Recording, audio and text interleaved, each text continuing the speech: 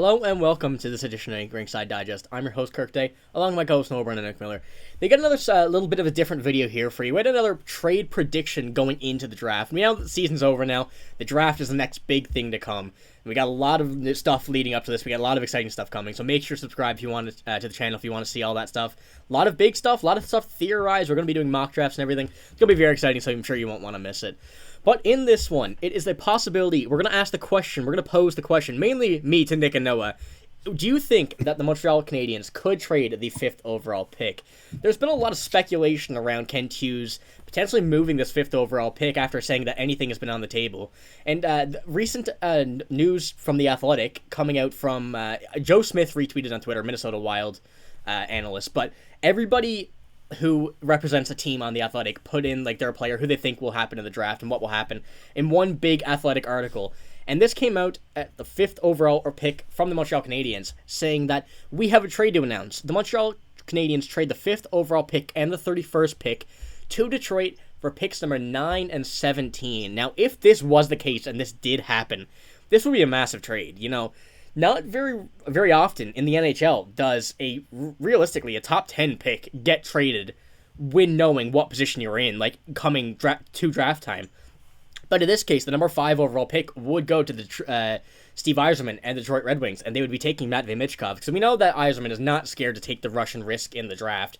Not afraid to take those Russian players that have the potential to be superstars. Like, Matvei Michkov is the definition of one of those players who we don't really know what will happen with, but has a very big possibility of becoming a superstar if he does end up becoming. And like I said, Montreal gets the 9 and the 17th pick, and here they draft Zachary Benson at 9, and Matthew Wood at 17. So Nick and Noah, start with you. What do you guys think about this potential trade if that does happen, and especially about the picks? Because none of these picks are guaranteed or nothing, but it's just who in the mock draft is projected to go at these picks. It was by Arpon Basu in these cases, but Matthew Wood and Zach Benson. What do you guys think about this, the whole deal and the players?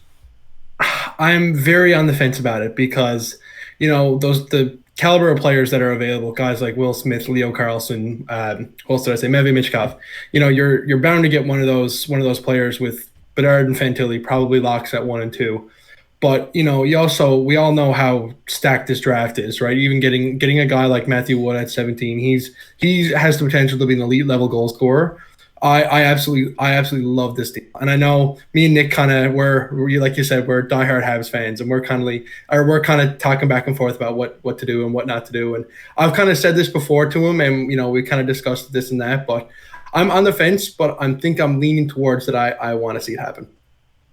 I'm the same way, but I think I'm leaning towards no, because I'm perfectly fine keeping the 5th pick and drafting a top 5 overall player in the draft. Mm-hmm. If Matvei Michkov is on the board and you don't take him and that trade doesn't work out, that looks really bad in the future. And Matvei Michkov comes over and becomes some kind of franchise player.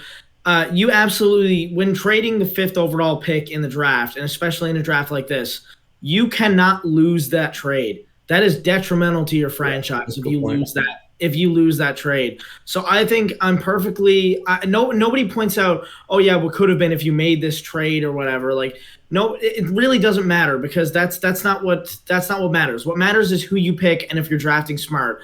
And if we draft in the top 5, there's no way we can lose there. There's so much talent here.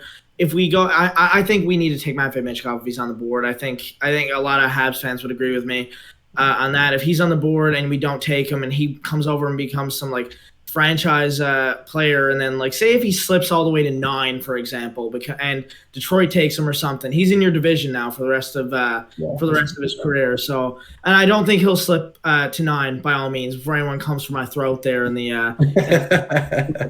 at the same time, I think this is a pretty easy decision for me that I say it out loud. I want to draft in the top 5. Yeah, it is a good choice. It's a lot more risk than there is reward if you do end up trading, because you know who you're getting in the top 5. There's 5 players that I think will go in the top 5, like you said. It's going to be either of those 5 in the positions. Well, you pretty much have Connor Bedard lock at 1, Fantilli at 2, and then you have 3, 4, and 5 that will just flop in between 3, 4, and 5. But after that, it's kind of just anybody for anybody. So even at 9, like you said, it's a deep draft. There is a lot of risk about moving the 5th pick. Even moving down just 1 or 2 spots could be a huge change in what you want and the play style. But even with the 31st pick, those picks, you don't really know what you're going to happen yet. If there's a guy like Axel Sandin Pelika or David Reinbacher available there at what was the pick, 17? Detroit had pick 17, not in 17. If Reinbacher or Pelika becomes available, I think the move makes a little bit more sense. Montreal is kind of, I mean, they do have guys like Justin Byrne and Logan Mailloux, by the way, which I'm not sure if he's going to be able to play or not. But they are a little bit lacking on defense.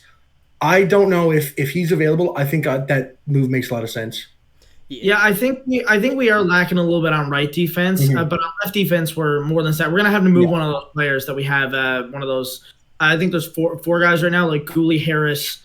I'm blanking. And Hudson as well. Right? So I think we're deep on defense. We can get a right-hand defenseman later. I don't think that's guaranteed that one of those guys is going to be there. When you make that trade, obviously you're going to have to make it before you make the 5th selection. So you don't know any one of those guys could have been gone before 17. Sure. Like you have no idea. And then the trade becomes like a disaster if that's what you were planning to draft at that point, right? I do also want to say with the Canadiens, with Kent Hughes, I should say, he won't make a trade that he's going to lose. He's not going to make that. That's how we've seen that. We've established that, and I hope I just didn't jinx it there. Knock on wood. But Kent Hughes has yet to make a trade that makes me say, what was he thinking? And I thank God that we have Kent Hughes at the helm right now because we're going to need him in the upcoming weeks. Yeah, I think that he will take any really trade and put it into consideration up until they're on the clock at the 5th overall pick. I don't think he's really going to count anything out because you never know. This might not be with Detroit.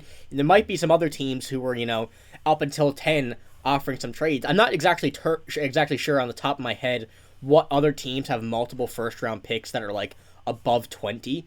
But I know there are a few. And I think that if you can get something, just say, in the realm of, like, 7 to 8 and then 15 instead of a 9 to 17, and you also trade the 31st and just say a 3rd round pick. Something like that could be such a huge difference between the 9 and the 17th pick. You really got to take into consideration everything that you're getting offered. Absolutely. If it's worthwhile, because it's just such a huge risk moving that 5th overall pick because of, the player you're going to get. Like I said last time, who you're going to get at 5, either of the 5 players that are projected to go in the top 5. You're for sure you're getting at one of those, but between after 5 up until probably around 20, it could be anybody depending on what team, who they're looking for, what play style they're looking for. So if you kind of want to be sure before you move anything that what you want, you have to be ready before going into the draft, before making the move. Just say if you wanted to, like you guys said, you're on the left defense and right defense.